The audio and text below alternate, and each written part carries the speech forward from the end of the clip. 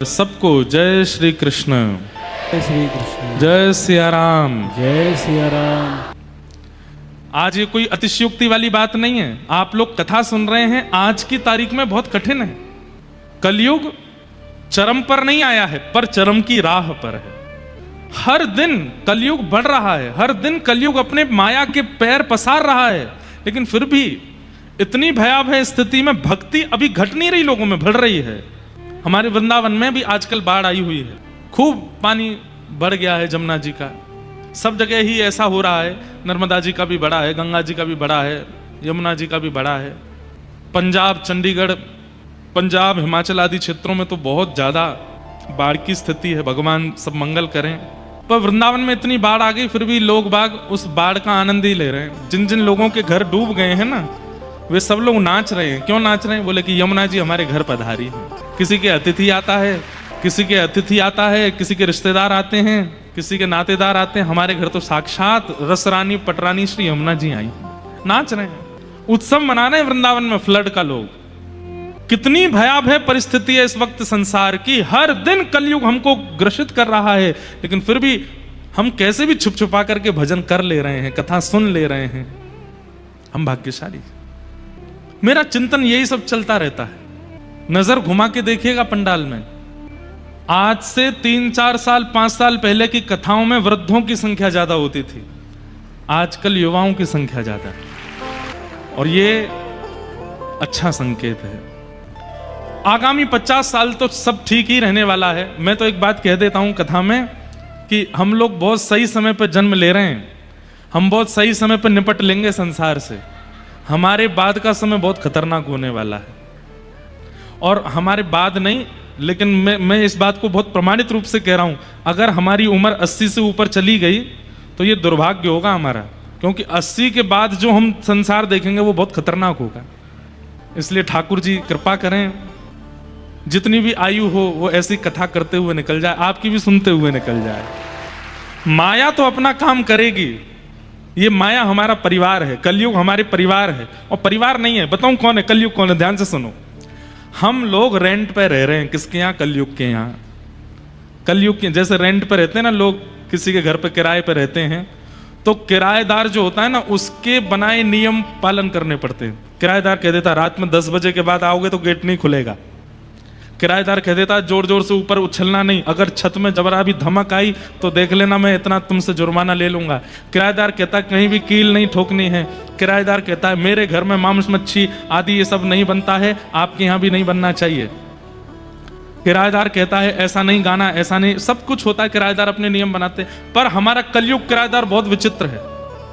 इसने क्या नियम बनाए? बोले 10 बजे सो गए तो घर से निकाल दूंगा, 1 बजे तक उठना ही पड़ेगा, 2 बजे तक उठना ही पड़ेगा। सुबह 4 बजे उठ करके अगर तुमने शंख बजाना शुरू किया तो देख लेना कितने बजे, 10 बजे से पहले उठना नहीं। सूर्य बिल्कुल चरम पर हो जाए तब तुमको उठना है। कथा भागवत संकीर्तनों में अगर मुझे पता चला कि तुम जा रहे हो तो तुम्हारे जीवन में बहुत उत्पीड़नाएं आ जाएंगी। नाम जब तिलक लगा करके घूमना शुरू कर दोगे तो तुम देख लेना तुम्हारा क्या हाल करूंगा। कलयुग ने ये उल्टे नियम बना रखे हैं, पर हम लोग कलयुग से छुप छुपा करके कथा भी सुन लेते हैं, तिलक भी लगा लेते हैं, मंगला में उठ भी जाते हैं, जल्दी शयन भी कर जाते हैं, नृत्य करते हैं, उत्सव करते हैं, आनंद करते हैं। इसीलिए भक्तों को पीड़ा भी थोड़ी सी होती है। कई लोग कहते हैं मुझसे, महाराज जी व्यसनी लोग बहुत प्रसन्न रहते हैं अपने जीवन में, और हम भक्त लोगों को कहीं ना कहीं पीड़ा ज्यादा होती है। क्यों? क्योंकि व्यसनी व्यक्ति कौन है? बोले वो कलयुग के सारे नियम का पालन कर रहा है, इसलिए कलयुग किराएदार उससे बड़ा प्रसन्न है। और हम लोग कौन हैं? हम किराए पे तो कलयुग के यहाँ हैं, लेकिन सारे उसके विपरीत पालन करते हैं। इसलिए कहीं ना कहीं एक व्यसनी व्यक्ति से थोड़े अधिक दुखी हम लोग होते हैं, इसलिए थोड़ा कठिनाई होती है, लेकिन करते रहो। इसलिए आप लोग भाग्यशाली हैं, मैं भाग्यशाली हूं, क्योंकि इतनी कलयुग की अव्यवस्थाओं में भी हम लोग कथा सुन रहे हैं। हमारे यजमान परिवार सब लोग बहुत ध्यान से इधर देखिए, एक एक शब्द बहुत ध्यान से सुनिएगा। देखिए, धन गया तो कुछ नहीं गया, समय गया तो कुछ गया, लेकिन अगर ज्ञान गया तो सब गया। इसलिए ये समय दोबारा पता नहीं कब आएगा खरगोन में, इसलिए एक एक क्षण सुन लीजिए, एक एक शब्द सुन लीजिए। आजकल एक शब्द चलता है ब्रॉड माइंडेड। क्या चलता है? अब ब्रॉड माइंड को बहुत गलत तरीके से प्रयोग किया जाता है। जो माता पिता बच्चों को रोकते टोकते नहीं, वो कौन है? ब्रॉड माइंडेड हैं। जो माता पिता ज्यादा धर्म आदि का पालन नहीं करते, वो कौन है? वो ब्रॉड माइंडेड हैं। जो बच्चा वेज भी खा ले, नॉन वेज भी खा ले, ब्रॉड माइंडेड है। बेचारा जीव खा लेता है, ब्रॉड माइंडेड है। अभी थोड़ा सा एक दो चीजों में ब्रॉड माइंडेड नहीं चलता है, जैसे कि विवाह के बाद एक पति है, एक पत्नी एक दूसरे के साथ रहते हैं, तो ठीक है। एक से अधिक के संग रहने लगेंगे, आगामी कलयुग में उसको भी ब्रॉड माइंडेड कहा जाएगा, सही में कहा जाएगा। अभी उसके प्रति तो थोड़ा ये रखा जाता है कि भाई इस पे थोड़ा छुपाव रखो, ऐसा नहीं करना चाहिए, ये धर्म के विरुद्ध है। वहां पर सारे ब्रॉड लोग जो होते हैं, ब्रॉड माइंडेड वाले, वो भी केस वेस करने पर आ जाते हैं, बोले ये तो गलत है, एक से अधिक संपर्क नहीं होना चाहिए। पर कलयुग, घोर कलयुग ऐसा भी होगा कि एक से अधिक संपर्क होने पर भी ब्रॉड माइंडेड माना जाएगा। हमारे पतिदेव तो बहुत ब्रॉड हैं, क्यों? दो चार हैं, हम सबके संग रहते हैं। कितना ब्रॉड माइंड है, कितनी विचित्र परिभाषा हम लोग कर देते हैं अपने विचारों की। इसको ब्रॉड माइंडेड नहीं कहते। ब्रॉड माइंड किसको कहते हैं? सुनिए, वेद व्यास जी महाराज जिन्होंने भागवत की रचना की, कैसी विचारधारा? श्रीमद् भागवत के पहले श्लोक में कृष्ण को प्रणाम नहीं किया, राम को प्रणाम नहीं किया, देवी को प्रणाम नहीं किया, किसी देवता को प्रणाम नहीं किया। क्योंकि मैं अगर किसी एक देव को प्रणाम करूंगा तो अन्य देव को पूजने वाले कहीं ना कहीं भागवत जी से अलग हो जाएंगे। मैं किसी एक देवी को प्रणाम करूंगा तो फिर अन्य देवियों को पूजने वाले वो कहीं ना कहीं विचार करेंगे, ये तो शायद मान लीजिए दुर्गा प्रधान ग्रंथ है, कृष्ण प्रधान ग्रंथ है, राम प्रधान ग्रंथ है, आदि आदि। वेदव्यास जी ने क्या किया? ऐसे को प्रणाम किया जिसको सब मानते हैं। क्या कहते हैं? परम सत्य। अब परम सत्य कौन है, ये अपने मन से आप खुद लगा लो। किसी को गणेश जी परम सत्य लगते हैं, किसी को दुर्गा परम सत्य लगती है, किसी को शिव परम सत्य लगते हैं, किसी को नारायण परम सत्य लगते हैं, किसी को दत्तात्रेय परम सत्य लगते हैं। जो चाहो अपने मन से मान लीजिए। क्यों? क्योंकि सब परम सत्य हैं, इनमें किसी में भेद नहीं है। जगन्नाथपुरी में एक गणपति भट्ट नाम के व्यक्ति गए दर्शन करने। क्या नाम था? तो जगन्नाथपुरी में गणपति भट्ट नाम के एक व्यक्ति दर्शन करने के लिए गए। उनको किसी ने बोल दिया कि जगन्नाथपुरी में गणेश जी विराजमान हैं, और वो गणेश जी के परम उपासक थे। इतने बड़े उपासक थे कि गणेश जी के अलावा किसी को देखते ही नहीं थे। इसको कहते हैं अनन्य उपासना। क्या कहते हैं? और देवता चित्त न धरहि, हनुमत से ही सर्व सुख करहि। इसी को कहते हैं अनन्य उपासना, केवल एक के रहना। तो गणपति भट्ट जी जो थे वो गणेश जी के बहुत बड़े उपासक, लेकिन किसी ने उनसे कह दिया विनोद में कि आप जगन्नाथपुरी चले जाओ, वहां पर गणेश जी का बहुत सुंदर विग्रह है। तो उस समय की बात है, सोशल मीडिया होते नहीं थे, लोग बागों का इतना संपर्क होता नहीं था, ट्रेन भी नहीं चलती थी, बैलगाड़ियों से सफर करते थे। बेचारे वो जगन्नाथपुरी आए, तो जगन्नाथपुरी आकर के उनको पता चला कि मुझे तो किसी ने बहकावे में रखा है, यहां कोई गणेश जी नहीं है, यहां तो कृष्ण ही जगन्नाथ बन करके बैठा है। उनको इस बात का बड़ा दुख हुआ कि मेरा अब अनन्य प्रेम जो गणेश जी से है वो टूट जाएगा, क्योंकि मैं दूसरे देवता की सन्निधि में आ गया। समुद्र के तट पर बैठे थे, रो रहे थे, हे गणेश जी मुझसे नाराज मत होना, आप मुझसे दुखी मत हो जाना कि मैं दूसरे देवता के नगर में आ गया, दूसरे देवता का दर्शन करने। पर आप चिंता मत करना, मैं आ तो गया हूं जगन्नाथपुरी, पर मैं दर्शन नहीं करूंगा उनका, क्योंकि मैंने संकल्प लिया है कि आपके अलावा किसी को नहीं देखूंगा मैं। जगन्नाथ प्रभु उनके इस अनन्य भाव से रीझ गए। जगन्नाथ जी के मन में आया कि देखो कैसा भक्त है कि गणेश जी के अलावा किसी को देखेगा ही नहीं। मुझे इसकी अनन्यता प्रिय लगी। और श्री जगन्नाथ जी एक छोटे से बालक का रूप धारण करके गए और समुद्र के तट पर रो रहे गणपति भट्ट जी से जाके बोले, क्यों रो रहे हो आप? स्वयं भगवान गए। तो गणपति भट्ट बोले, चले जाओ यहां से। और मुझे बहका दिया, किसी ने बोल दिया कि यहां तो गणेश जी बैठे हैं, मैं उनका दर्शन करने के लिए आ गया, और मुझे बाद में यहां आके पता चला कि यहां तो छलिया माखन चोर कन्हैया बैठा है। मैं तो सीधे साधे गणेश जी का उपासक हूं, मैं और किसी देवता को नहीं पूछता। मेरी अनन्यता टूट गई, इसलिए मैं रो रहा हूं। तो जगन्नाथ जी बालक के रूप में गए, उसको बोले, अरे भैया किसी ने नहीं बहकाया तुमको, तुम सही आए हो, यहां जगन्नाथ जी साक्षात गणेश ही हैं, और तुमको नहीं विश्वास होता तो एक बार मेरे साथ चल के दर्शन कर लो।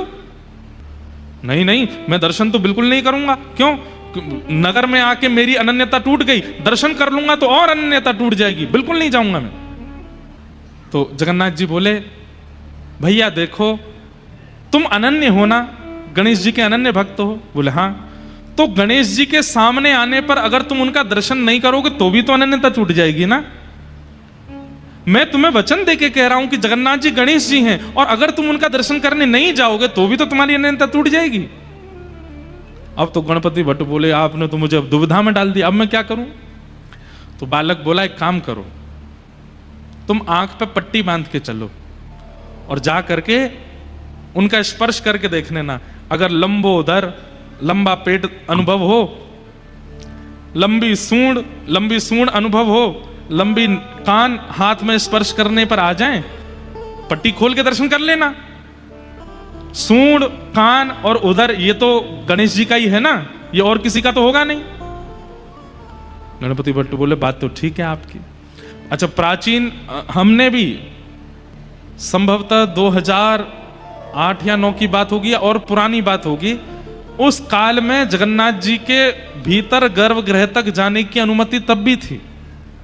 एक समय होता था, दिन भर में हर दर्शनार्थी भीतर जाते थे और भीतर जाकर के जिस वेदी पर जगन्नाथ जी बैठे हैं उस वेदी की परिक्रमा करके निकलते थे बाहर।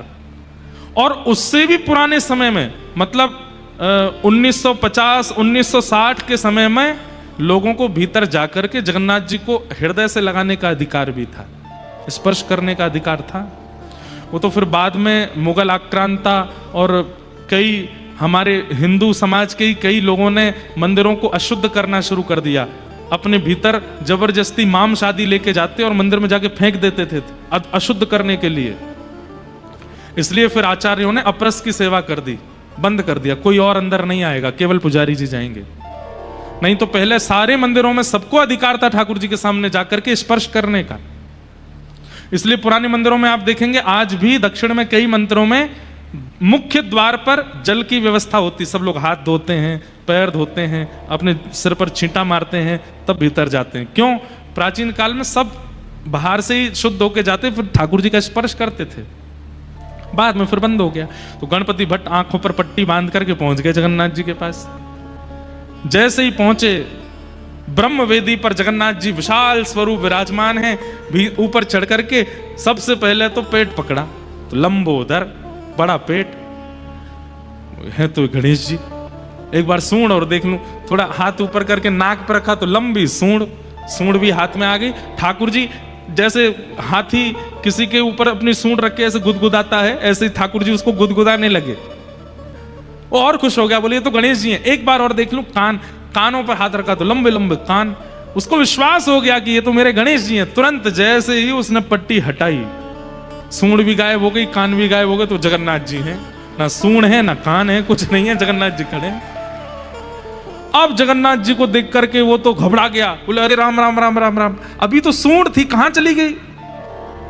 फिर आंख पर हाथ रख के फिर से हाथ लगा के देखा तो फिर सूंड, और हाथ हटा के देखे तो सूंड है ही नहीं। इतना व्याकुल हो गया, रोने लगा, मेरी अनन्यता तोड़ दी छलिया कन्हैया, तुमने मेरी अनन्यता तोड़ दी। मैं आंख बंद करता हूं तो बहलूपिया बन जाते हो, खोलता हूं तो अपने रूप में आ जाते हो। प्रकट हो गए भगवान, हृदय से लगा लिया और गणपति भट्ट से कहा, ये भेद क्यों मानते हो? गणेश जी बड़े हैं, शंकर जी बड़े हैं, नारायण बड़े हैं, ये भेद क्यों करते हो? मेरे विलास अनेक हो सकते हैं, मुझे जब सृष्टि का संहार करना होता है तो मैं ही महादेव के रूप में आ जाता हूं। मुझे जब किसी के कार्य को पूर्ण सिद्ध करना होता है तो मैं ही गणपति बन जाता हूं। मुझे जब लोक संहार करना होता है तो मैं ही दुर्गा बन जाता हूं। और मुझे जब प्रेम उपासकों का प्रेम स्वीकार करना होता है तो मैं ही कृष्ण रूप में आ जाता हूं। ये मेरे ही विलास हैं, मुझ में और समस्त देवी देवताओं में कोई अंतर नहीं है, इसलिए भेद मत मानो। और उस दिन ठाकुर जी ने नियम ले लिया कि आज के बाद जगन्नाथपुरी में स्नान पूर्णिमा के दिन ठाकुर जी 108 कलशों से स्नान करते हैं और स्नान करने के बाद फिर गणेश जी का रूप धारण करते हैं। आज भी सूंड कान गणपति भट्ट की स्मृति में महाप्रभु जगन्नाथ जी का गजानन भेष होता है, हाथी बनते हैं ठाकुर जी गणपति भट्ट के लिए। ठाकुर जी से ज्यादा ब्रॉड माइंडेड कौन होगा? सब देवी देवता स्वयं ही हैं, लेकिन सबके अलग अलग रूप धारण करके सब में पूजन कराते हैं।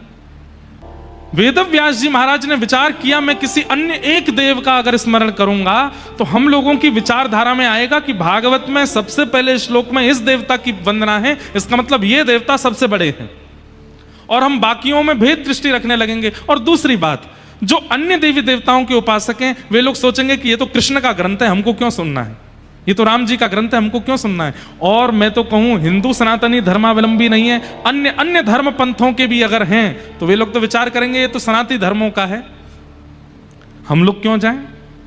हम लोग बाइबल पढ़ने वाले, कुरान पढ़ने वाले, हम भागवत जी के आश्रम में क्यों जाएं?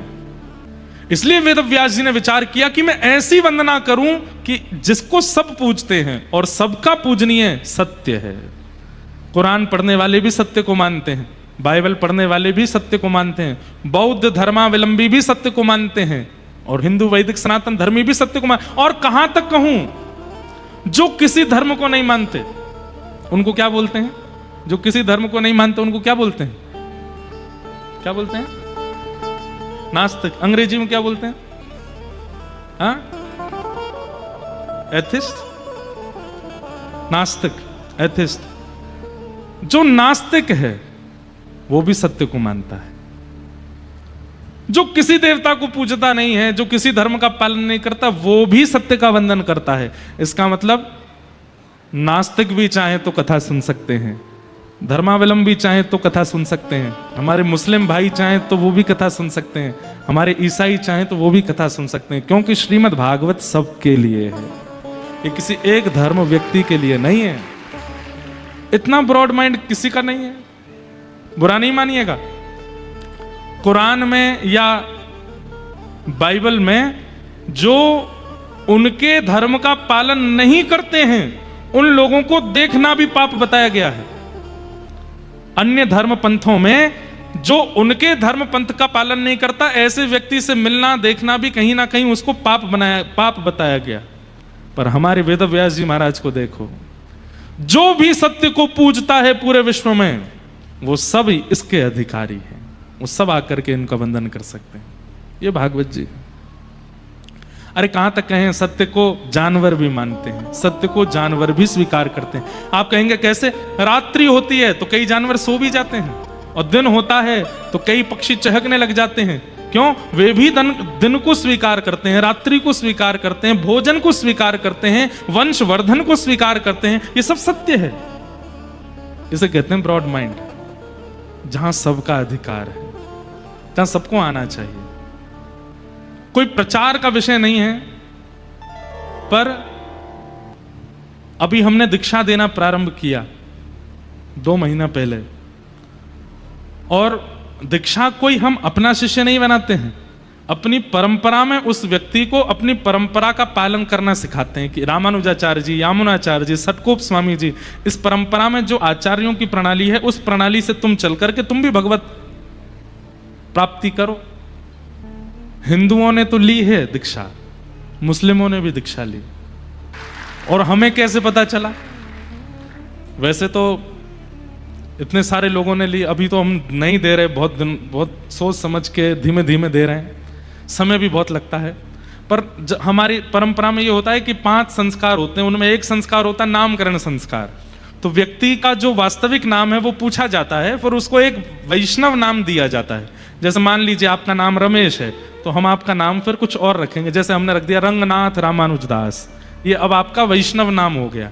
अब जब भी आप ठाकुर जी को प्रणाम करोगे, जब भी आप गुरुजनों को प्रणाम करोगे, तो इसी नाम से प्रणाम करोगे। तो हमने पूछा, भाई तुम्हारा नाम क्या है?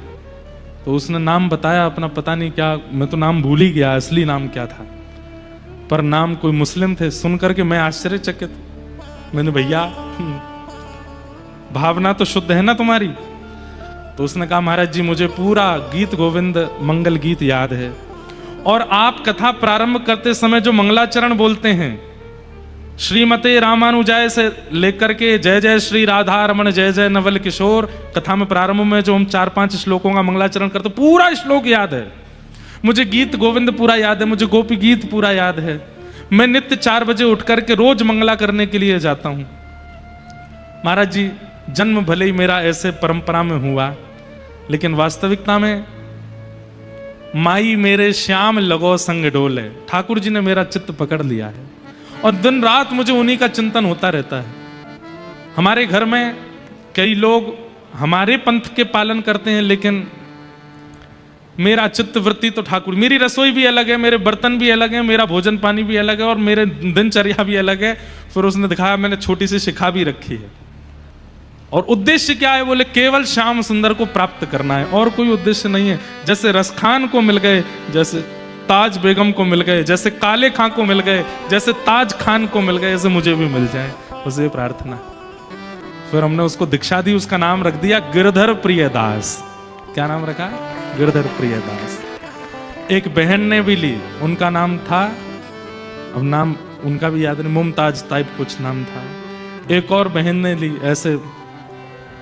तो फिर उनके ये प्रश्न करने पर कि हम कोई पाप तो नहीं कर रहे, हमने कहा देखो, वेद व्यास जी महाराज ने भागवत जी के प्रथम श्लोक में सत्यम परम धीमहि कहकर के कह दिया कि यहां आने का अधिकार सबका है, यहां सुनने का, इस धर्म को, पंथ को पालन करने का अधिकार सबका है, जो करना चाहे, दबाव में नहीं, प्रियता से अगर कोई आना चाहे तो उसको आने का अधिकार है। ताज बेगम अकबर की पत्नी, उसको श्रीमद वल्लभ कुल में दीक्षा प्राप्त हुई और संभवतः गोसाई विठलनाथ जी ने उसको दीक्षा प्रदान की।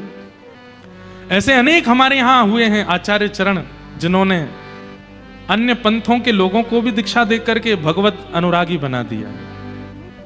तो इससे ज्यादा ब्रॉड माइंड क्या होगा कि यहां सबका अधिकार है आने का और किसी को भी रोक टोक नहीं है। बस एक स्वभाव होना चाहिए, क्या?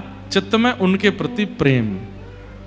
फिर आप चाहे जो हो, जात पात पूछे नहीं को, हरि को भजे सो हरि को हो। तो ऐसे वेद व्यास जी महाराज श्रीमद् भागवत जी के प्रथम श्लोक में परम सत्य की वंदना करते हैं। सत्यम परम धीमहि, मैं परम सत्य को प्रणाम करता हूं। बंधु, परम सत्य कौन है? केवल ठाकुर जी, और कोई परम सत्य नहीं है। सत्य कहते किसको हैं? जिसका अस्तित्व हमेशा था, हमेशा है और हमेशा रहेगा, उसको सत्य कहते हैं। मैं सत्य नहीं हूं। क्यों? आज से 30 साल पहले मैं नहीं था और आज के 80 साल बाद, 70 साल बाद और ये तो बता नहीं सकते कितने साल बाद मैं नहीं रहूंगा। मैं सत्य कैसे हो सकता हूं? आप जितने भी लोग यहां बैठे हैं, आज से 50, 60, 70 साल पहले आप में से कोई नहीं था और आगामी 70 साल बाद कोई नहीं बचेगा। लेकिन आज से 100 साल पहले भी जिसका अस्तित्व है, आज भी जिसका अस्तित्व है और 100 साल बाद भी जिसका अस्तित्व रहेगा, वही सत्य है। और वो सत्य श्री कृष्ण है। जब ये धरती नहीं थी, जब ये पृथ्वी नहीं थी, जब ये भूमंडल नहीं था, तब भी वो थे, आज भी वो हैं। और जब ये सब प्रलयकालीन समुद्र में डूब जाएगा, तब भी। मार्कंडेय ऋषि ने ठाकुर जी से कहा कि मुझे प्रलय का दर्शन करना है, और जैसे ही प्रलय आया सब कुछ डूब गया। कहते हैं प्रलयकालीन समय पर जो समुद्र की लहरें थीं, वो हिमालय की चोटी से भी ऊंची थीं। सब डूब गया। लेकिन तभी मार्कंडेय ऋषि देखते हैं कि सब खत्म हो गया, कुछ नहीं बचा। आपको एक बात बताएं, प्रलय केवल पृथ्वी का नहीं होता, सूर्य चंद्र का भी होता है। प्रलय पाताल से लेकर के ब्रह्मलोक तक का भी होता है। स्वर्ग भी प्रलयकालीन समुद्र में डूब जाता है, सब कुछ नष्ट हो जाता है। केवल एक वैकुंठ लोक बचता है, एक गोलोक धाम बचता है, जिसको कई लोग वैकुंठ कहते हैं, कृष्ण उपासक गोलोक धाम कहते हैं, नारायण उपासक वैकुंठ कहते हैं, राम उपासक साकेत कहते हैं। बस वो बचता है और कुछ नहीं है। मार्कंडेय ऋषि ने देखा सूर्य चंद्र सब डूब गए, कुछ नहीं बचा। तभी क्या देखते हैं? चारों तरफ पानी पानी पानी पानी। तभी एक वट वृक्ष का पत्ता बहता हुआ आता है और उस पत्ते पर छोटे से गोपाल जी करार विंदे अपने हाथों से, करार विंदेन पदार विंदम, अपने एक पैर को पकड़ा हुआ है और उस पैर के अंगूठे को अपने मुख में लेकर के ठाकुर जी चूस रहे हैं। वटस्य पत्रस्य पुटे शयानम बालम मुकुंदम मनसा स्मरामि। सब कुछ नष्ट होने के बाद भी बाल मुकुंद ऐसे दिखाई देते हैं। तब मार्कंडेय ऋषि कहते हैं कि परम सत्य कौन है? आप ही परम सत्य हो, क्योंकि आप हमेशा थे, हमेशा हो, हमेशा रहोगे। ऐसे परम सत्य को हम बारंबार वंदन करते हैं। सत्यम परम धीमहि। श्रीमद् भागवत के प्रथम श्लोक में सत्य को वंदन किया। श्रीमद् भागवत के द्वितीय श्लोक में 4 बातें बताई, विषय, अधिकारी, संबंध और प्रयोजन। ये चारों बातें सुनना आप सबके लिए बहुत अनिवार्य है। श्रीमद् भागवत का विषय क्या है, श्रीमद् भागवत का अधिकारी कौन है, श्रीमद् भागवत का संबंध क्या है और श्रीमद् भागवत का प्रयोजन क्या है। ध्यान से सुनो। सबसे पहला, श्रीमद् भागवत का विषय क्या है? वो कहते हैं धर्म प्रौजित कई तवोत्र परमो। सुनने वाले के चित्त में परम धर्म की इच्छा प्रकट होना, यह भागवत का विषय है। आप कहेंगे परम धर्म किसे कहते हैं? जब तक आपको अपने शरीर की चिंता है और उस शरीर की चिंता के लिए आप कर्म करते हो, वो धर्म कहलाता है। लेकिन जिस दिन आपको शरीर के भीतर बैठे हुए आत्मा की चिंता होने लग जाती है और उसके कल्याण के लिए आप कर्म करते हो, उसको परम धर्म कहते हैं। समझ में आई बात? इससे ज्यादा सिंपल इसकी डेफिनेशन नहीं हो सकती। धर्म और परम धर्म। आपको शरीर की चिंता है तो आप सुबह जल्दी उठते हो, जल्दी उठना धर्म है। आपको शरीर की चिंता है तो आप शुद्ध भोजन करते हो, यह धर्म है। आपको शरीर की चिंता है इसलिए आप गृहस्थाश्रम में प्रवेश करते हो, यह धर्म है। इस शरीर से कुछ गलत ना हो जाए इसलिए आप अपनी क्रियाओं को शुद्ध करते हो, यह धर्म है। आपके शरीर के किसी गलत काम को होने से संसार आपकी निंदा करेगा इसलिए आप अच्छी अच्छी क्रियाएं करते हो, यह धर्म है। मान, प्रतिष्ठा, यश, वैभव, कीर्ति, धन, संपत्ति आदि कमाते हो, यह सब धर्म है, क्योंकि शरीर प्रधान है। शरीर प्रधान मान करके धर्म के अंतर्गत जो भी आप कृत्य करते हो वो सब कुशल माने जाते हैं। लेकिन कई बार धर्म से परे जब आप क्रिया करने लग जाते हैं, अपने शरीर को केंद्र में रख के, वो पाप कहलाता है। जैसे 10 बजे से लेकर के और 12 बजे तक के बीच में आपको सो ही जाना चाहिए। हम ही नहीं सोते, लेकिन हम आपको बता रहे हैं हमारा ना सोने का कारण दूसरा है, क्योंकि भागदौड़ी इतनी रहती है। जब आते हैं कथाओं में तब सोते हैं, नहीं तो भागदौड़ी चलती रहती है। लेकिन एक बात सुनिएगा, बहुत ध्यान से सुनिएगा। 10 बजे से लेकर 12 बजे तक के बीच में सोना, ये आपके शरीर की अनिवार्यता है। 10 बजे के बाद शरीर आपको इंडिकेट करने लगता है, अब मुझे बेड पे ले चलो, अब मुझे सुला दो, अब इससे ज्यादा मेरी क्षमता नहीं है। लेकिन आप क्या करते हैं? पार्टी हो रही है, नए नए कपड़े पहनते हैं, नए नए कपड़े पहनकर शरीर उस समय भी कह रहा था भाई थोड़ी नींद सी आ रही है, थक गया हूं मैं, सुला दो, सुबह देर तक सो लेना, अभी पार्टी में जाना है। और रात में ले गए शरीर को, पार्टी में ले गए, अब वहां पहुंच गए, शरीर बोला थोड़ी देर नाच कूद करके चल दे वापस। नए नए पानी की बोतलें रखी हैं, ये पीनी है भाई, तुझे पीनी पड़ेंगी। थोड़ी बहुत पिला दी, शरीर कहता बस भैया मेरी क्षमता नहीं है, अब मत पिलाओ, और पिया और पिला और पिला। शरीर कहता अब मेरे वश में तो नहीं हूं मैं, अब तू देख नाली में गिरने वाला है, गिर जाएगा। फिर उसको 4 लोग उठा के ले जाते हैं। अब देखो अतिशय पीने वाला व्यक्ति के नाली में गिर जाता है, उसको नाली भी ऐसा लगा आहा कितनी सुंदर सुगंधी आ रही है इसमें से। क्यों? क्योंकि शरीर सेंसेस खो देता है, सुगंधी लेने का सेंस चला जाता है, अच्छे बुरे का सेंस चला जाता है।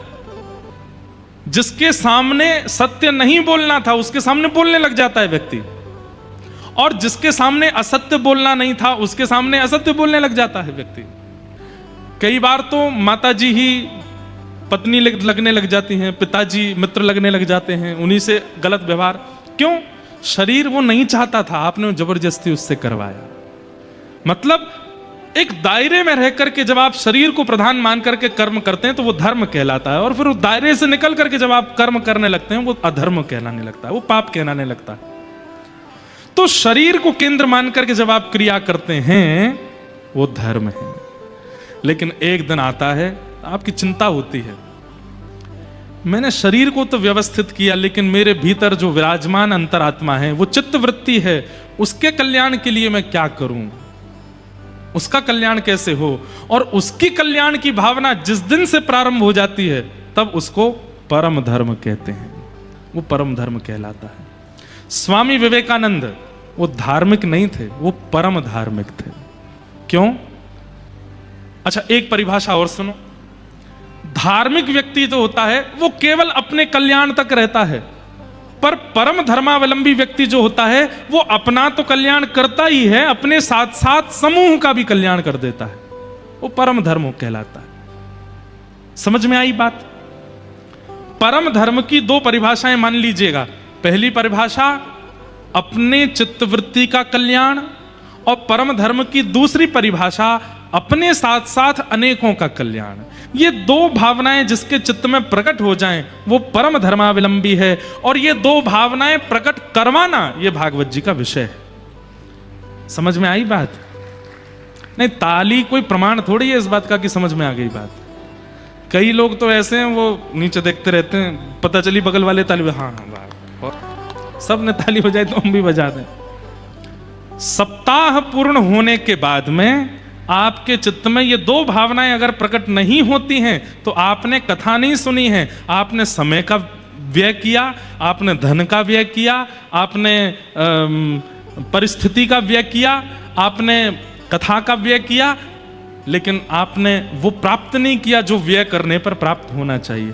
तो कथा पूर्ण हो उस दिन के बाद ये दो भावनाएं चित्त में आनी चाहिए। पहला स्वतः के चित्तवृत्ति का कल्याण, और दूसरा अपने साथ साथ अनेकों का कल्याण। ये दो भावनाएं आपके चित्त में प्रकट हों तो समझिए आपने कथा सुनी। हमारे श्रीमद् रामानुजाचार्य जी महाराज अपने गुरुदेव के पास अनेक बार गए कि आपने जो मुझे मंत्र दिया है इसकी विधि मुझे बताइए।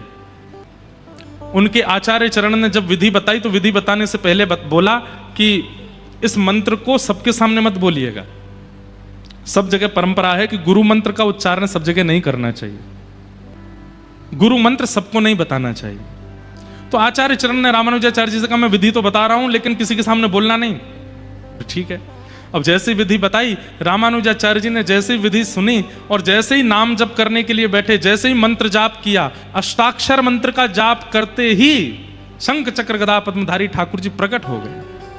जैसे ही प्रकट हुए, नेत्र खोल करके रामानुजाचार्य जी ने देखा शंख चक्र गदा पद्म धारण किए हैं, साम वर्ण के ठाकुर जी, घुंघराले केश हैं, सुंदर मुकुट धारण किया है, कमल जैसे नेत्र हैं, और सामने खड़े होकर के रामानुजाचार्य जी को दर्शन दे रहे हैं। गुरु जी ने मंत्र दिया, मंत्र का पहला जाप करते ही ठाकुर जी प्रकट हो गए। रामानुजाचार्य जी ने तुरंत अपनी माला को किनारे रखा, ठाकुर जी को प्रणाम किया और दौड़ करके मंदिर के शिखर पर चढ़ गए, और शिखर पर चढ़ के मुख पर हाथ रख के जो गुरु मंत्र गुरु जी ने दिया था पूरी दुनिया में चिल्ला चिल्ला करके सुनाने लगे सबको। गुरु जी दौड़ करके आए, हे रामानुजाचार्य ये क्या कर रहे हो? मैंने मना किया था कि मंत्र उच्चारण नहीं करना है, किसी को नहीं सुनाना है, नरक जाना पड़ेगा तुमको, गुरु अवज्ञा करते हो। रामानुजाचार्य जी नीचे उतर के आए, गुरुदेव के चरणों में प्रणाम करके कहा, हे नाथ, आपने जैसे ही मुझे मंत्र दिया, मंत्र उच्चारण करते ही मुझे ठाकुर जी का अनुभव हो गया, तो मैंने मन में विचार किया कि जिस मंत्र को प्राप्त करते ही ठाकुर जी का दर्शन हो जाता है वो मंत्र गुप्त नहीं रखना चाहिए, वो तो सबको बता देना चाहिए। वो मंत्र मैं गोपनीय कैसे रख सकता हूं जिस मंत्र से ठाकुर जी प्राप्त होते हो? क्षमा करें गुरुदेव। गुरु जी बोले तुमको नरक जाना पड़ेगा। रामानुजाचार्य जी बोले एक नरक चला जाएगा लेकिन अनेक तो ठाकुर जी के पास जाएंगे ना, तो भी मुझे स्वीकार है। मैं चला जाऊंगा लेकिन इतनों को ठाकुर जी प्राप्त होने चाहिए। मेरे नरक जाने से और मेरे मंत्र बोलने से अलग अगर अनेकों का उद्धार हो रहा है तो मुझे नरक जाना स्वीकार है। इसे कहते हैं परम धर्म। क्या कहते हैं? परम धर्म। समझ में आ रही है बात? अब देखो एक बात हम स्पष्ट कर दें, भले ही यहाँ हजारों की भीड़ हो जाए, आज तो दूसरा ही दिन है, कल से तो यहाँ जगह ही नहीं बचेगी, परसों तो यहाँ क्या ही हाल होगा, लेकिन भले ही कितनी भी भीड़ आ जाए, हम एक बात प्रमाणित रूप से कह सकते हैं कि कथा समझ में बहुत कम लोगों को ही आती है। भीड़ भले ही बहुत आ जाए और हो सकता है आगे वालों को नहीं आ रही हो, पीछे वाला सुन करके अपने आप को परिवर्तित कर जाएगा। इसलिए प्रयास कीजिए कि जो कुछ लोगों को समझ में आने वाली उन कुछ में आप जरूर हो। रोज इसी भावना से आया कीजिए कथा में कि 5000 की पब्लिक में 5 ही बदलने वाले हैं, उन 5 में मैं होना चाहिए, मुझे परिवर्तन लाना है। अगर ये सब सोच के आएंगे तो 5000 ही परिवर्तित हो जाएंगे। समझिए कथा का उद्देश्य क्या है? आपको धार्मिक बनाना नहीं, आपको परम धार्मिक बनाना। लेकिन आजकल एक और दुविधा आ गई है, और उस दुविधा का नाम है सोशल मीडिया। सोशल मीडिया पता कैसा हो गया है? पड़े पड़े कुछ पी रहे हैं, चाय कॉफी रील देख रहे हैं, तभी पता चली कि इस प्रकार की बातें बोलने से लोग फॉलो करते हैं। तुरंत गए शीशा के सामने, बाल बाल काढ़े, तिलक चंदन लगाया, स्टैंड पर रख दिया, कैमरा ऑन करके, जय श्री कृष्णा, आप सब लोगों को आज का सुविचार बताना है, ऐसा करने से ऐसा होता है, ग्रहण में ये काम करना चाहिए, ग्रहण में ऐसा नहीं करना चाहिए, और सब काम बता करके और फिर जाए सोफा पे जाके पड़ गए। कितने लोगों ने देखा, कितने खुद ग्रहण में कुछ नहीं किया पूरी दुनिया को बता दिया। कलयुग में, सतयुग, त्रेता, द्वापर में राक्षस पता थे। सतयुग में सबको पता है दो ही राक्षस हैं, कौन? हिरण्यकश्यप, हिरण्याक्ष। त्रेता में सबको पता है दो ही राक्षस हैं, रावण, कुंभकर्ण। द्वापर में सबको पता है कंस, शिशुपाल, दंतवक्र, दो चार ही राक्षस हैं। पर कलयुग में आपने देखा किसी राक्षस का नाम नहीं बताया। जय विजय को श्राप लगा कि तुम दोनों राक्षस बनोगे और 3 युग में राक्षस बनोगे। क्यों? सनत कुमारों ने जब उनको श्राप दिया तो ये चौथा युग क्यों छोड़ दिया? बोले क्योंकि 3 युगों में तो मानव होंगे, लेकिन कलयुग में मानव ही राक्षस बन जाएगा। हम एक बात कह दें तो कोई इसमें अतिशयोक्ति नहीं। अगर रावण, कुंभकर्ण, दंतवक्र, शिशुपाल, हिरण्यकश्यप, हिरण्याक्ष, अगर ये 6 के 6 कलयुग में प्रकट हो जाएं, तो ये कलयुगी मानवों से ज्यादा सुधरे हुए होंगे। कलयुगी मानव तो इनसे भी ज्यादा खतरनाक हैं। कलयुगी मानव, और आप सब इस बात पर एग्री करेंगे, पहले इंदौर की पहचान होती थी महाकाल भगवान से। पहले इंदौर की पहचान होती थी कि पास में नर्मदा जी भी हैं। पहले इंदौर की पहचान होती थी कि बहुत स्वच्छ है, सबसे स्वच्छ नगरी है। आजकल इंदौर की पहचान हो रही है एक पत्नी अपने पति को मार देती है यहां पे अब सोचो, ये कलयुग नहीं है? ऐसा तो किसी राक्षसी ने भी नहीं किया अपने समय पर। हम किसी को दोष नहीं दे रहे हैं, पर मैं परिस्थिति बता रहा हूं। किसी व्यक्ति का दोष नहीं है, किसी कन्या का दोष नहीं है, ये कलयुग का प्रभाव है। आप विश्वास मान लीजिए, आप नाम जप करते हैं रोज, लेकिन कलयुग कल आपकी मति बदल दे तो इसमें कोई बहुत बड़ी बात नहीं है। आप नित्य भजन करते हैं, नित्य नाम जप करते हैं, नित्य कथा सुनते हैं, नित्य दान पुण्य करते हैं, लेकिन कौन सी घड़ी में आपके कौन से अपराध का मार्ग लेकर के कलयुग आपकी बुद्धि में प्रविष्ट होकर के आपकी बुद्धि को भ्रमित कर दे, कोई पता नहीं है। इसलिए कलयुग में कई लोग सोचते हैं कि हमने एक बार कथा तो सुन ही ली, एक बार यज्ञ तो कर ही लिया, 2-4 एकादशी तो कर ही ली, इनका अरे भाई कुछ नहीं होगा। एक दिन भी अगर आपने नागा किया और उसी दिन को माध्यम बना करके कलयुग आपकी बुद्धि में प्रविष्ट हो जाएगा और आपसे ऐसे कृत्य करवा देगा। अब जिस किसी भी कन्या ने वो काम किया, पति को मरवाया या जो कुछ भी करवाया, आज वो इतनी ग्लानि में है कि मैंने ऐसा क्यों कर दिया, और वो स्वयं नहीं समझ पा रही होगी कि मैंने ये क्यों किया। हमने तो न्यूज वगैरह पे देखा, उनके सब परिवार के लोग कह रहे वो ऐसी तो नहीं थी, वो ऐसा तो व्यवहार नहीं था, ऐसे विचार तो नहीं थे। और हर दोषी व्यक्ति के परिवार के लोग अपने ही बालक पर विश्वास नहीं कर पाते कि वो ऐसा कैसे हो गया, ऐसा तो नहीं था। ये कलयुग है। रावण जन्म से ही राक्षस है, शिशुपाल, दंतवक्र जन्म से ही राक्षस हैं, लेकिन कलयुग में व्यक्ति जन्म से महात्मा है। लेकिन कब राक्षस बन जाए ये उसको खुद को नहीं पता होता। इसलिए एक क्षण भी नाम के बिना निकलने मत दीजिए। जैसे कोविड से बचने के लिए वैक्सीन थी, डॉक्टरों ने कहा कि एक बार वैक्सीन लगवा लो तो फिर आपको कोविड नहीं होगा। लोगों ने वैक्सीन लगवा ली, फिर बोले बूस्टर डोज लगवा लो, कोविड नहीं होगा। सब लोग कोविड में जैसी वैक्सीन लगवा ली, उसके बाद बिना मास्क के घूमने लगे। और कोई कहता भाई मास्क तो पहन, ए देख सर्टिफिकेट देख मेरा, वैक्सीन लगवा ली मैंने, है ना। ठीक वैसे ही कलयुग में हर क्षण आपको नाम की वैक्सीन लेनी ही लेनी है। कलयुग में आप एक बार के नाम से आपका कुछ नहीं होगा, आपको हर क्षण लेना ही पड़ेगा, हर क्षण बोलना ही पड़ेगा, हर क्षण करना ही पड़ेगा। नहीं तो वो नाम, नहीं तो कलयुग एक क्षण भी आपके खाली समय को देखेगा, वहीं से प्रविष्ट हो जाएगा आपके अंदर। इसलिए कलयुग केवल नाम आधारा, सुमिर सुमिर नर उतना ही पारा। कलयुग में यज्ञ करने की जरूरत नहीं है, कलयुग में तप करने की जरूरत नहीं है, कलयुग में अनुष्ठान करने की आवश्यकता नहीं है। कलयुग में केवल एक आवश्यकता है, हर क्षण, हर घड़ी, हर पल बस हरि नाम करते रहो। राधा रमण राधा रमण राधा रमण राधा रमण राधा रमण। चलते फिरते उठते बैठते खाते पीते हंसते सोते जागते हमेशा ये चित्त में चलता रहे, हरे कृष्ण कृष्ण कृष्ण हरे हरे, हरे राम राम राम हरे हरे, महामंत्र चलता रहे। बस 1 मिनट के लिए भी ये नाम आपको छोड़े ना। एक बात बताएं आपको, नाम का एक बहुत सुंदर भाव है। आपको पहले पकड़ना पड़ता है और कुछ दिन आप पकड़ के रखते हैं, लेकिन फिर कुछ समय बाद होता है नाम आपको पकड़ लेता है। और जब नाम आपको पकड़ता है तब क्या होता है? हमारे गोवर्धन में एक महाराज जी थे, उनका नाम था ठाकुरदास बाबा। क्या नाम था? ठाकुरदास बाबा। मैंने उनका अंतिम काल में दर्शन किया। हम लोग माला जपते हैं तो ऐसे उंगली से माला आगे करते रहते हैं, इस उंगली का प्रयोग नहीं करते, ऐसे जपते रहते हैं। उन महाराज जी ने नाम को पकड़ा। जब तक माला हाथ में है तो समझो आपने नाम को पकड़ा है, लेकिन नाम आपको पकड़ लेता है तो क्या होता है? माला छूट जाती है, लेकिन ये चलता ही रहता है। उन महाराज जी का जब हमने दर्शन किया, वो अत्यंत वृद्ध अवस्था में, उनको उठाने के लिए भी 2 लोग आते थे, चलाने के लिए 4 लोग लगते थे। सब क्रिया उनकी 2 और लोगों से ही होती थी, लेकिन उनकी उंगली ऐसे ही चलती रहती थी, माला नहीं होती थी, और उनके होठ अपने आप फड़कते रहते थे। ऐसी स्थिति हो गई कि रात्रि गहरी नींद में भी उनके होठ फड़कते रहते थे। क्यों? क्योंकि नाम ने उनको पकड़ लिया। और सही मानिएगा, ऐसे लोग ही कलयुग में बच पाएंगे, नहीं तो बच भी नहीं पाओगे, बच नहीं पाओगे। कलयुग बहुत खतरनाक है। जिन क्रियाओं को न्यूज में आप लोग देख करके आश्चर्य करते हैं, कोई आदमी इतनी हैवानियत कैसे कर सकता है, अगर आपने नाम आश्रय नहीं लिया तो आपके ऊपर भी वह हैवानियत आ सकती है और आपसे भी ऐसा कुछ करवा सकती है। इसलिए बहुत आश्चर्यचकित मत होइए। आश्चर्यचकित तब होइए कि जब नाम मुफ्त का मिलता है फिर भी हम लेते नहीं हैं उसको, फिर भी जपते नहीं हैं उसको। कोई भी काम कीजिए ना, करोड़ों छापिए, कौन मना करता है आपको?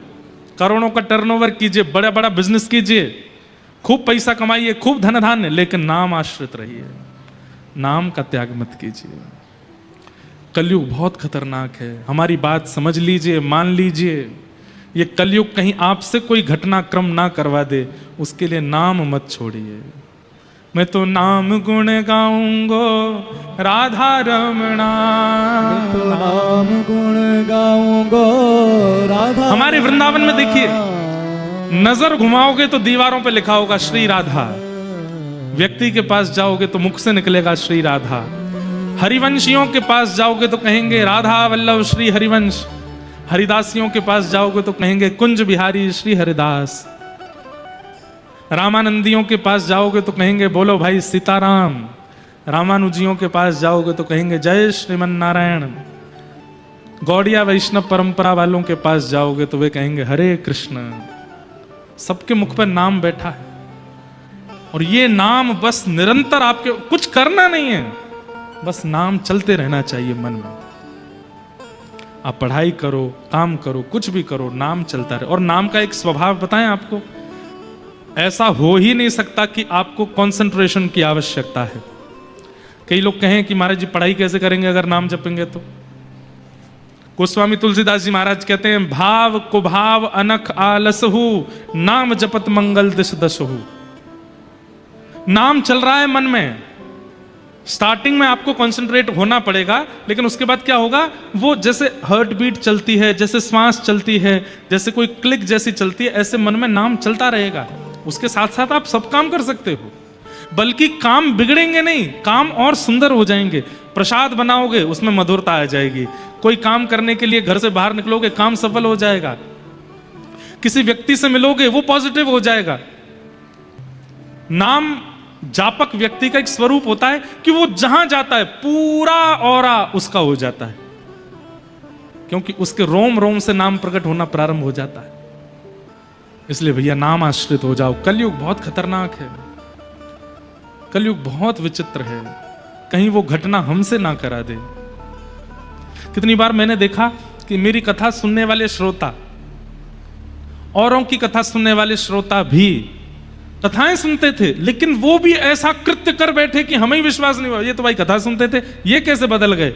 नाम आश्रय नहीं लिया इसलिए भैया नाम का आश्रय ले लो। ये कलयुग बहुत खतरनाक है। हमारे व्रज में एक बाबा थे। बाबा पता है क्या करते थे? सीताराम सीताराम सीताराम बोलते थे। अब वृंदावन में सीताराम कम बोलते हैं लोग, राधे श्याम ज्यादा बोलते हैं। तो बाबा जाते और कॉलोनी में बच्चे खेल रहे होते, बच्चों से जाके बोलते बोलो बच्चों सीताराम।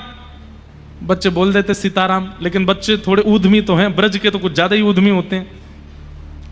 तो जैसे बाबा बुलवाते बोलो बच्चों सीताराम, बच्चे बोलते सीताराम। थोड़ी देर बाद एक बालक बोलते बाबा जी ब्रज मंडल है, यहाँ सीताराम पीताराम ना बोले, यहाँ तो राधे श्याम बोले। अब जैसे ही राधे श्याम बोले तो बाबा लेके डंडा पीछे भागे। अब बालक आगे आगे भागे, बाबा काय को भाग रहा हो? बोले सीताराम बोल, और ना बोलूंगा राधे श्याम बोलूंगा तो और भागते।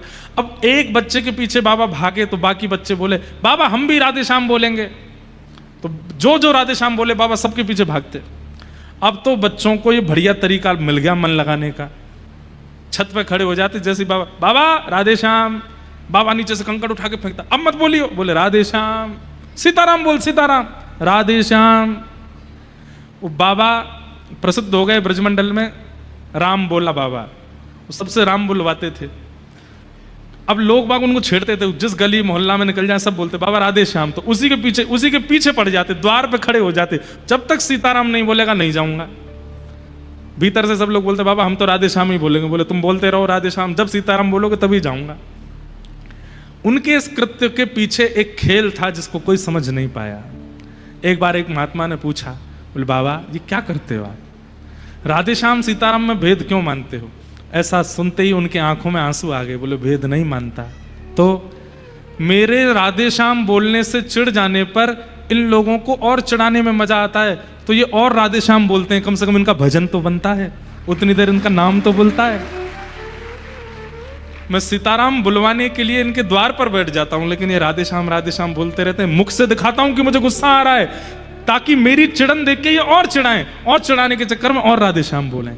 अरे भैया ये कलयुगी जीव अगर नाम नहीं बोलेंगे तो इनका कल्याण कैसे होगा? इसलिए मैं ये खेल का आश्रय लेता हूं ताकि इनसे राधे श्याम बुलवा सकूं। सोचिए नाम कितना आवश्यक है। श्रीमद् भागवत का विषय क्या है? परम धर्म। और परम धर्म किसे कहते हैं? कि देह से उठ करके अब आत्मचिंता होती है। क्या केवल खाने पीने हंसने बैठने कमाने के लिए ही मैं आया संसार में? और एक बात बताएं, पुनर्जन्म किसका होता है? जिसकी इच्छाएं अधूरी रह जाती हैं उसका पुनर्जन्म होता है। मन था इंदौर में बंगला बनाना है, उसके लिए पैसे कमाने हैं, खूब कमा लिए, लेकिन बंगला नहीं बना पाए, प्राण निकल गए। तो फिर जन्म होगा, और फिर जन्म होकर के फिर कोई और इच्छा। अब एक इच्छा तो पुरानी चल रही है पिछले जन्म की, इंदौर में बंगला बनाने की। इस जन्म में और 2-3 इच्छाएं प्रकट हो गई, वो भी अधूरी रह गई, तो 3-4 इच्छा, फिर तीसरा जन्म होता है। आप और मैं यहाँ पे जो हम बैठे हैं, हम कितने जन्मों की इच्छाएं अधूरी पड़ी हैं हमारी, उसकी वजह से बैठे हैं। 2 ही तरीके हैं, या तो इच्छा, अब हमें तो पता नहीं पूर्व जन्म में हमारी क्या इच्छा थी, और जब तक वो पूरी नहीं होगी तब तक जन्म लेना ही पड़ेगा। या फिर दूसरा तरीका है, नाम आश्रय लेकर के सब छोड़ दो, इच्छा का भी त्याग कर दो, तो पूर्व की इच्छाएं जो हैं वो भी नाम से नष्ट हो जाएंगी, निवृत्त हो जाएंगे संसार से, फिर नहीं आना पड़ेगा, फिर पुनर्जन्म नहीं होगा। इसलिए कलयुग केवल नाम आधारा, यहां यज्ञ नहीं, अनुष्ठान नहीं, जप नहीं, तप नहीं, वो सब करो, आपकी इच्छा है। आप यज्ञ करना चाहो कर सकते हो, आप तप करना चाहो कर सकते हो, आप नियम व्रत करना चाहो कर सकते हो, पर कलयुग में प्रधानता अगर है तो वो नाम की है, नाम।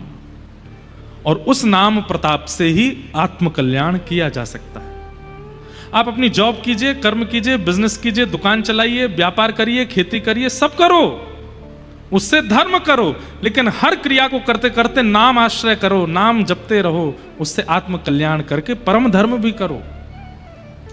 और मैंने परम धर्म का दूसरा रूप क्या बताया? कि स्वयं भी करो, दूसरों से भी करवाओ। इसका सबसे पहला टेक कहां से प्रारंभ होगा? Mobile phone. फोन उठाते ही हेलो बोलना बंद कर दो। क्या बोलो? जय श्री कृष्ण, जय श्री कृष्ण बोलो, जय श्री राधे बोलो, कुछ भी बोलो, भगवान नाम बोलो। और इसमें एक नियम और बना लो, आपने कहा जय श्री कृष्ण, सामने वाला बोला भैया गुड़ कितना लेके आना, जय श्री कृष्ण। जब तक वो जय श्री कृष्ण नहीं बोले तब तक उसकी सुनो ही मत। अरे भैया हम आपसे जरूरी बात कर रहे हैं, आप सुनिए। बोले पहले जय श्री कृष्ण बोलो।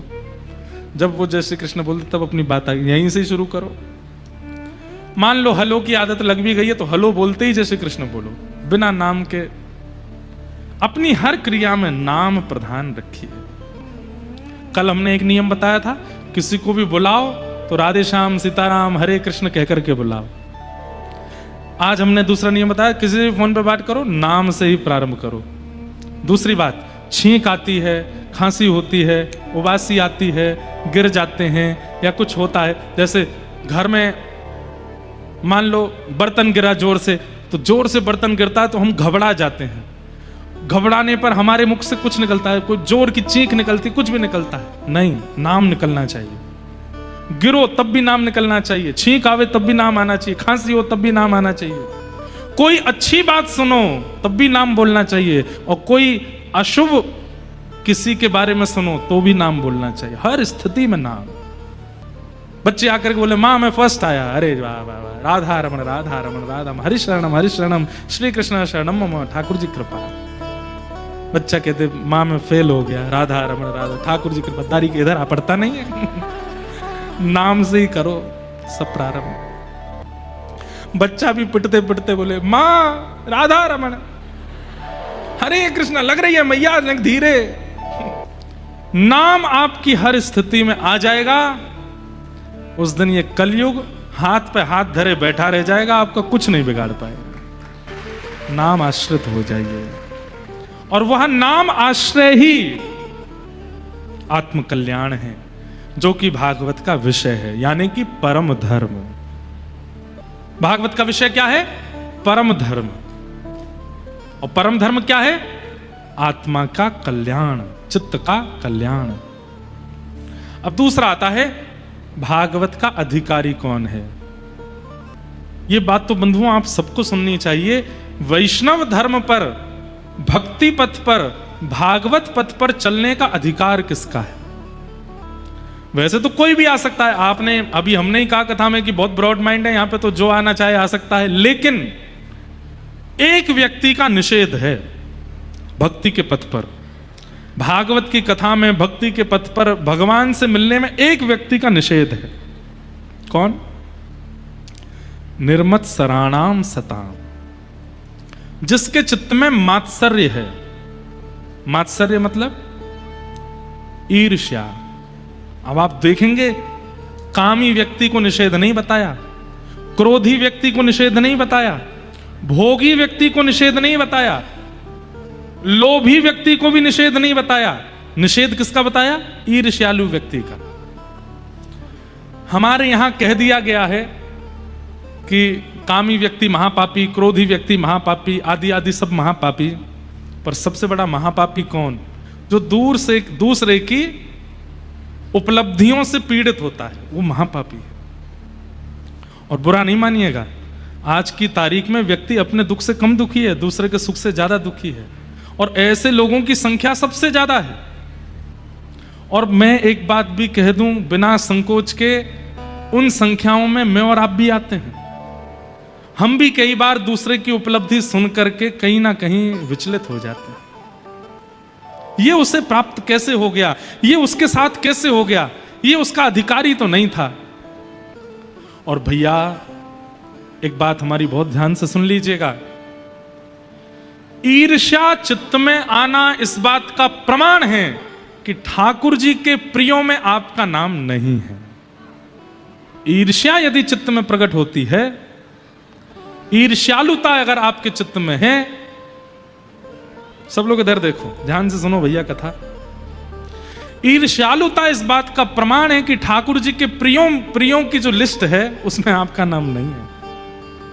काम, क्रोध, लोभ, मोह आदि आदि दोष यदि चित्त में प्रकट हो रहे हैं तो भी आप ये बात मान सकते हैं कि ठाकुर जी कहीं ना कहीं मुझसे अभी भी मिल सकते हैं। लेकिन जैसे ही दूसरे की उपलब्धि के बारे में सुनते ही आप अप्रसन्न हो जाते हैं, आपके मुख के तोते उड़ जाते हैं, आप बिल्कुल व्याकुल हो जाते हैं। अरे उसको कैसे मिल गया, उसके बच्चे पास हो गए, उसके बच्चे फर्स्ट आ गए, वो इतना आगे निकल गया, उसकी इतनी सैलरी हो गई, उसको बॉस ने ऐसा कर दिया, उसका बिजनेस इतना आगे चला गया, वो ऐसा हो गया, वो ऐसा हो गया। ये सुनकर के आप विचलित हो गए और भले ही 10 मिनट के लिए आप चिंता में चले गए, ये कैसे हो गया? तो इसका मतलब उसी समय हमारी बात याद कर लीजिएगा, ईर्ष्या प्रकट होते ही आपको चिंता होनी चाहिए, ठाकुर जी के प्रियजनों में आपका नाम नहीं है, क्योंकि आपके चित्त में ईर्ष्या प्रकट होकर के ये प्रमाणित कर रही है कि ठाकुर जी आपके नहीं है। आपको उस दिन ये चिंता नहीं होनी चाहिए कि वो आगे कैसे निकल गया या उसने प्राप्ति कैसे कर ली, उस दिन आपको ये चिंता होनी चाहिए कि मुझ में ईर्ष्या क्यों आई।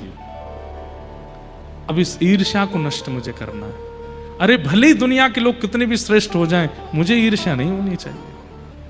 हमने भक्तमाल जी में कथा की है, भक्तों के कितने चरित्र कहे हैं। हर दोष युक्त व्यक्ति को भगवान मिले हैं, लेकिन ईर्ष्यालु व्यक्ति को ठाकुर जी ने नहीं मिले। इसलिए आपसे हमारी प्रार्थना, ईर्ष्या मत लाओ। और ईर्ष्या, यहां कुछ लोग चिल्ला रहे हैं, उनको बोल दो थोड़ी शांति रखें। बस एक ही उठ के जाना, बहुत सारे नहीं, बाकी सब इधर देखो, इधर देखो, सुनो। ईर्ष्या नष्ट होने का एक ही उपाय है।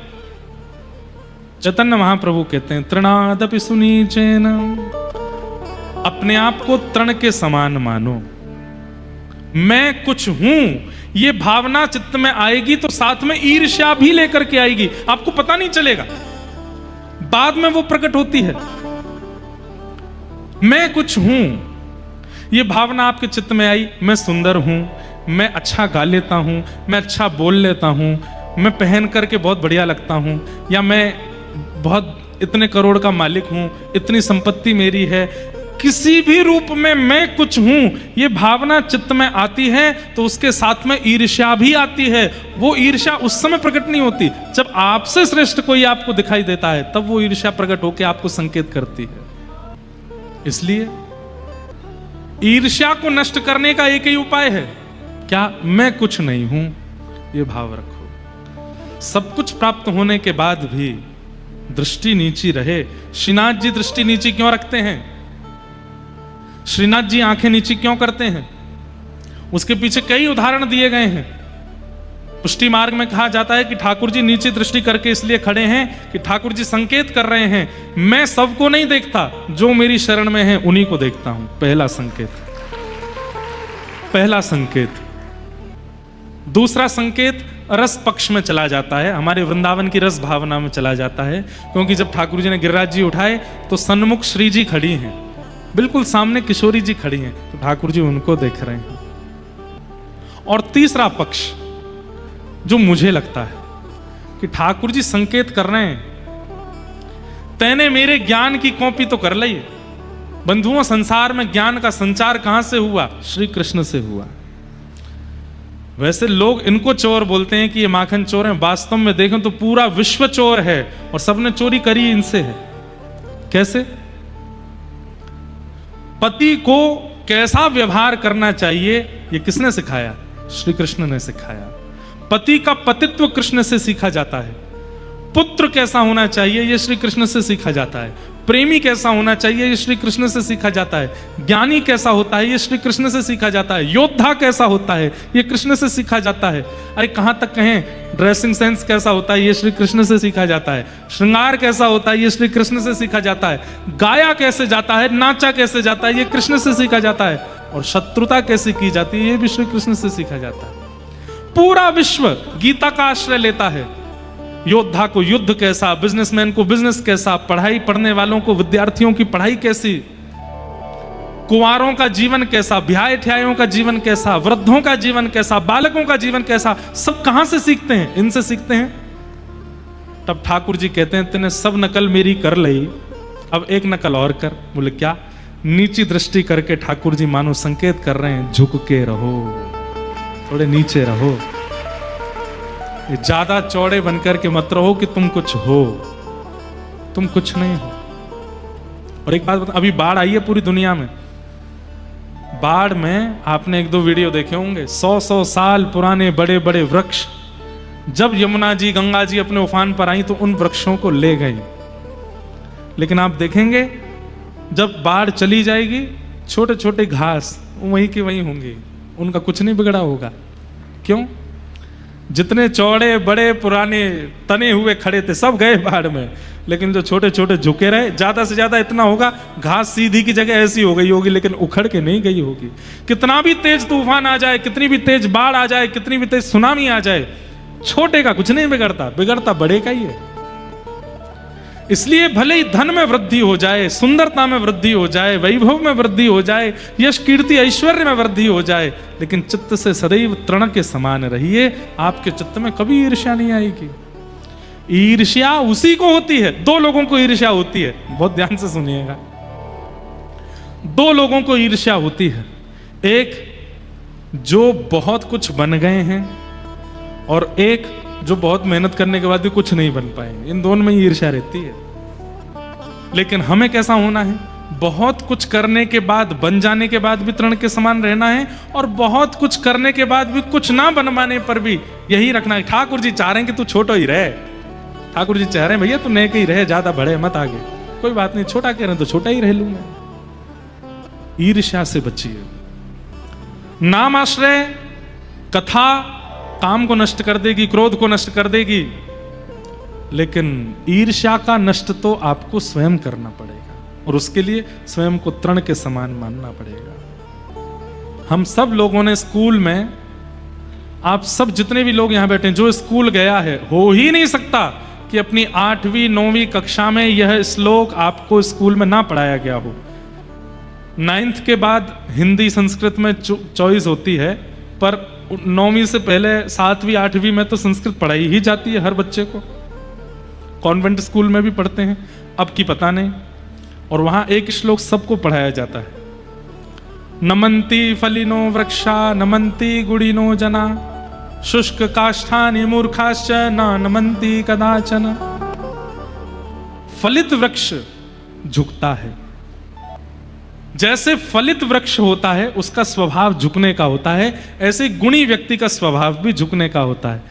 लेकिन शुष्क काष्ठ जिसमें फल नहीं लगते वो सीधा खड़ा रहता है, और जिसमें फल नहीं लगते वो सीधा खड़ा रहता है, और आंधी आने पर उसका टूट के गिरने का चांसेस सबसे ज्यादा होते हैं। ऐसे ही जिस व्यक्ति के अंदर गुण नहीं होते, जिस व्यक्ति के अंदर फल नहीं होते, गुण नहीं होते, वो झुकना नहीं जानता, और दुनिया में जब तूफान आता है तो उसका गिरना निश्चित होता है।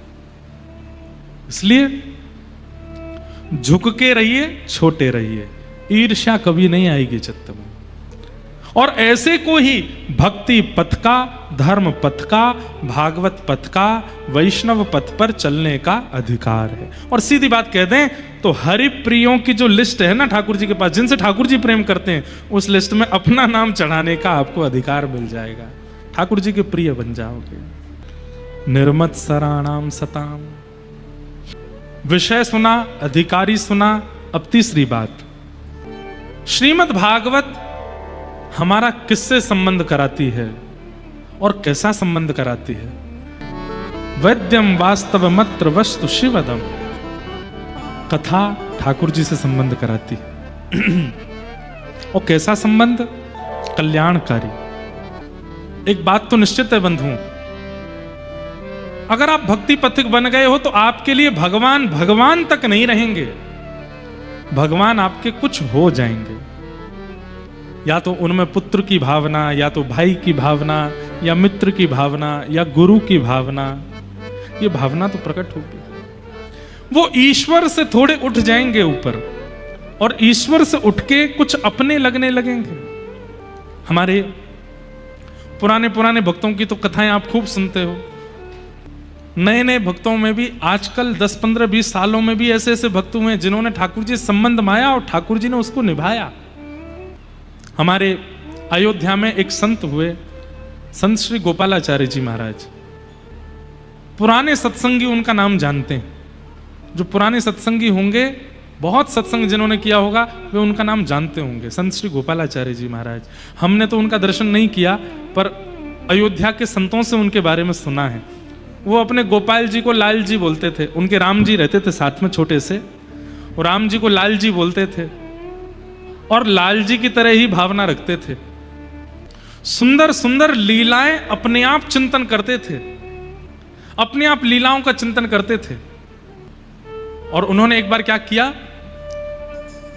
गुड्डे गुड्डे होते हैं ना, गुड्डे गुड़िया होते हैं रुई के फॉर्म के, ऐसे उन्होंने हाथी, घोड़ा, गैया, ऊंट, शेर, ऐसे कुछ जानवर बनाए और उनको ठाकुर अपने लाल जी के सामने खिलौना के रूप में रखते थे। तो एक बार सब विद्यार्थियों से बोला, ऊपर बक्से में ठाकुर जी के खिलौना रखें, सब खिलौना निकाल के ठाकुर जी के सामने धरो, आज 56 भोग लगा है, ठाकुर जी का 56 भोग कराना है। बच्चों ने वो बक्सा निकाल करके सारे खिलौना निकाले, उसमें हाथी से लेके ऊंट, घोड़ा और ऊंट आदि सब थे उसमें, सब रुई के गुड्डा, सबको सामने रख दिया, 56 भोग लगाया। तो हमारे परम पूजनीय प्रातः स्मरणीय श्रीमद जगत गुरु रामानुजाचार्य श्री राघवाचार्य जी महाराज, जो आज भी श्री अयोध्या धाम से पूरे विश्व भर में भागवत और वाल्मीकि रामायण की कथा करते हैं, हमसे बहुत प्रेम है महाराज जी का। उन्होंने बताई, वो भी थे उन बालकों में, बोले कि भैया हमने वो सारे गुड्डा गुड़िया निकाले और वो सब गुड़िया नहीं मतलब गुड्डा सब जानवरों के लाल जी के आगे रखे, 56 भोग लगाया और 56 भोग के बाद गुरु जी बोले अब सब गुड्डाओं को भीतर बक्से में धर दो। हमने सारे गुड्डा जैसे धरे, बक्सा बंद करने लगे तो बंद ही नहीं हो, क्यों? ज्यादा सामान हो गया, वो बक्से का जो डिब्बा था वो बंद ही नहीं हो, उस पर चढ़े हैं बैठे हैं लेकिन वो बंद ही नहीं हो। तो हम लोगों ने जाके कहा गुरुजी आश्चर्य हो गया, जिस बक्से में से सारे रुई के गुड्डे निकाले, 56 भोग लगाने के बाद हम वापस रख रहे हैं, वही गुड्डे हैं, उतने ही हैं, लेकिन बक्सा बंद ही नहीं हो रहा है। तो गुरुजी बोले अभी बंद नहीं होगा, क्यों? बोले 56 भोग खाया है ना, सबका वजन बढ़ गया है, सबका पेट बढ़ गया है। बोले क्या करें फिर? बोले काम करो, एक एक हाथी, घोड़ा, गैया, ऊंट आदि सबको ऐसे पकड़ के थोड़ा थोड़ा चलाओ, थोड़ा चलाएंगे तो पाचन होगा, भोजन पच जाएगा, फिर रखो। बोले भैया हमने सत्य में घोड़ा ऐसे ऐसे चलाए, थोड़े घुमाए और थोड़ी देर घुमाने के बाद जब भीतर रखे सो बक्सा बंद हो गया सब पतले हो गए। कहने का अभिप्राय, संबंध मानेंगे आप ठाकुर जी से तो ठाकुर जी निभाएंगे। आपने उनको लाला माना है तो वो फिर लाला की तरह व्यवहार करेंगे। अब कई लोग ठाकुर जी को बालक मान लेते हैं, ठीक है ये हमारे लाला हैं, अपने लाला को तो एसी में सुलाते हैं, ठाकुर जी को तो पंखा भी बंद कर देते हैं रात को, अपने लाला को तो हर 5 मिनट में देखने जाते हैं, ठीक तो है, रो तो नहीं रहा, ठीक है ना, कुछ है तो नहीं। ठाकुर जी सुबह देखने के बाद रात्रि हो गई, अभी तक दिखे ही नहीं, कैसे हैं?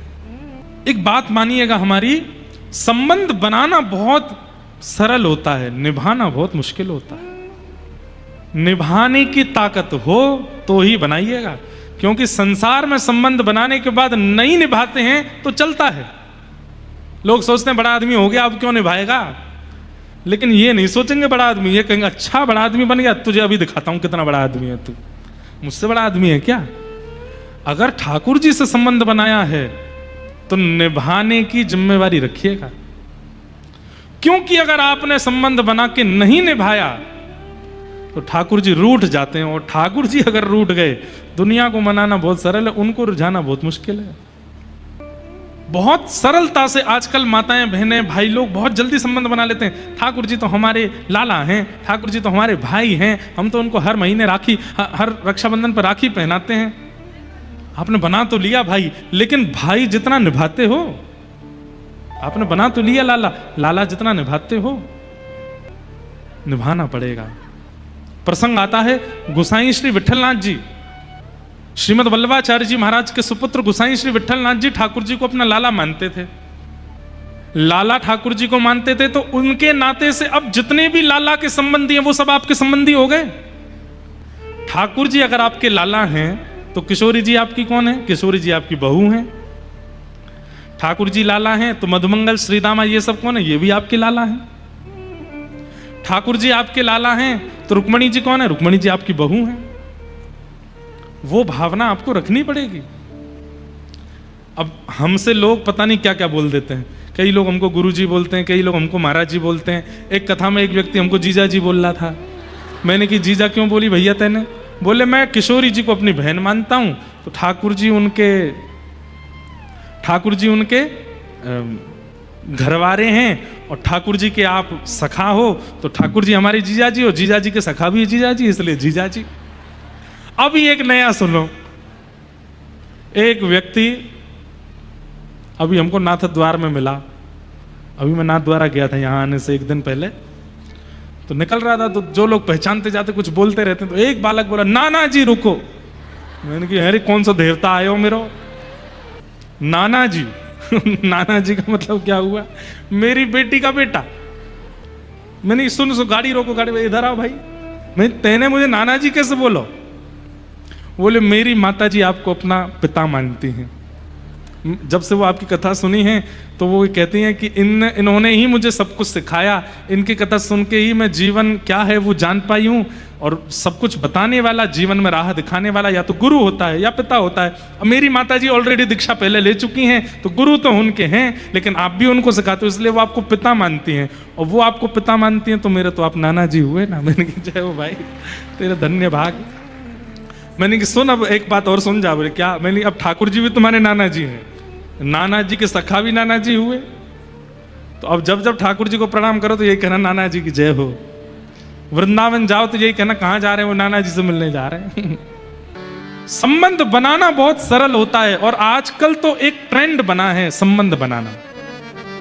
ठाकुर जी को गोद में लिए घूम रहे हैं, कोई उनको मीरा की तरह प्रियतम मान रही है, कोई उनको यशोदा की तरह लाला मान रही है, कोई उनको दाऊ दादा की तरह भाई मान रहा है। बनाना बहुत सरल है, पर अगर नहीं निभाया ठाकुर जी नाराज हो जाएंगे। गोसाई श्री विठलनाथ जी, आपके 7 पुत्र थे। कितने पुत्र? 7। एक दिन आपने मंदिर जाते हुए एक चूड़ी पहनाने वाली को देखा, उससे कह दिया मेरी 7 बहुएं हैं, घर पे जाके उनको चूड़ी पहना दो और उसका जो भी वेतन हो हमसे ले लेना। मेहतरानी वो चूड़ी पहनाने वाली गई घर पे, और उसने जब 7 बहुओं को चूड़ी पहना दी तो 8वां हाथ आया किशोरी जी का। छोटे छोटे हाथ किशोरी जी ने अपने हाथ आगे किए। अब वो चूड़ी पहनाने वाली बोली मेरे को तो 7 की आज्ञा, लेकिन इतनी सुंदर, इतनी सुकुमारी और नेक सी लाली हाथ आगे कर रही है। रुका नहीं गया, उसने पहना दिए और जाकर के गोसाई विठलनाथ जी से कहा मैंने आपकी 8 बहुओं को चूड़ी पहना दी। गोसाई जी विठलनाथ जी बोले 8 नहीं 7 बहू हैं हमारी। बोले 7 हैं पर मैंने तो 8 को पहना ही है, 7 तो बड़ी बड़ी आई थी, 8 भी छोटी सी आई थी। गोसाई जी बोले देखो तुमको पैसा ज्यादा चाहिए तो तुम हमसे मांग लो, लेकिन ये झूठ मत बोलो, 8वां कोई है ही नहीं। हमारे घर में केवल 7 महिलाएं हैं और वो 7 पुत्रों की पत्नी है, 8वीं कौन सी आ गई? बोले आपको नहीं पैसा देना तो मना कर दीजिए, लेकिन मैंने चूड़ी 8 को पहनाई। तो गोसाई जी ने पैसे नहीं दिए 8वें हाथ के, तो रात्रि में स्वप्न में किशोरी जी आई और रोने लगी। किशोरी जी को रोता देख गोसाई जी बोले हे प्रिया जी, हे श्यामाजू, आप क्यों रो रही हो? बोले आप मुँह को अपनो नाय मानो या मारे रो रही हो? बोले क्यों? बोले आप ठाकुर जी को अपनो लाला मानो? बोले हाँ। बोले वो लाला भाई तुम्हें कौन भाई? बोले आप हमारी बहू रानी भाई। बोले बहू रानी भाई तो केवल आपने 7 बहुओं को ही चूड़ी क्यों पहनवाई? 8वीं बहू का चिंतन आपके मन में क्यों नहीं आया? और मैंने अगर अपने आप हाथ बढ़ा के चूड़ी पहन ली तो आपने पैसे नहीं दिए उसको? ये बात सुन करके गोसाई जी बहुत रोए। बोले मुझको क्षमा कर दो, मुझसे अपराध है क्यों? गोसाई जी तो इतने बड़े प्रेमी हैं कि उनके अपराध को क्षमा कर दिया, लेकिन हम इतने बड़े प्रेमी नहीं हैं। अगर हमसे चूक हुई ठाकुर जी क्षमा नहीं करेंगे। इसलिए लाला मानिए, प्रियतम मानिए, पति मानिए, भैया मानिए, गुरु मानिए, जो जी चाहे मानिए ठाकुर जी को, लेकिन एक बात याद रखिएगा, निभाना पड़ेगा। और अगर नहीं निभाया तो ठाकुर जी नाराज हो जाएंगे। और ठाकुर जी अगर नाराज हो गए आपको पता है भगवान पांडवों की रक्षा क्यों करते हैं? तो लोग कहते हैं क्योंकि पांडव उनके भाई हैं। कौरव भाई नहीं थे भगवान के? कौरव भी तो भाई हैं, लेकिन उन्हीं भाइयों के विपक्ष में खड़े हैं ठाकुर जी, और विपक्ष में खड़े होकर अर्जुन का कहते हैं धनुष चढ़ा, बाण चढ़ा धनुष पर और चढ़ा दे, चला दे इसके ऊपर। वो भी तो भाई है, उनके प्रति ऐसी भावना क्यों? उनके प्रति ऐसी भावना क्यों? क्योंकि रूठ गए ठाकुर जी। रूठे हुए यदुवंशियों को भी स्वीकार नहीं किया ठाकुर जी ने। भगवान जिनका नाम ही है पतित पावन, क्या नाम है? पतित पावन का मतलब क्या है?